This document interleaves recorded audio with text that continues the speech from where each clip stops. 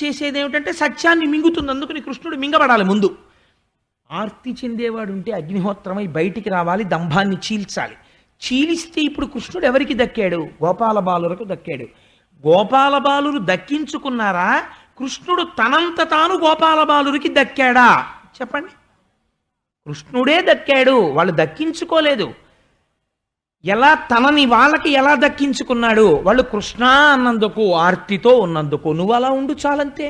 ఈశ్వరుడు ఉన్నాడు, ఆయన గురించి ఆర్తితో ఉండు, ఆయన గురించి నామని చెప్పు, ఆయన ఉన్నాడని నమ్ము చాలు. నీ దంభం ఆయన తీసేస్తాడు, తీసి నిన్ను పుణ్యపురుషుడుగా ఆయన మార్చగలడు అని ఒక అద్భుతమైనటువంటి ఆఖ్యానమును మనకి వివరణ చేశారు.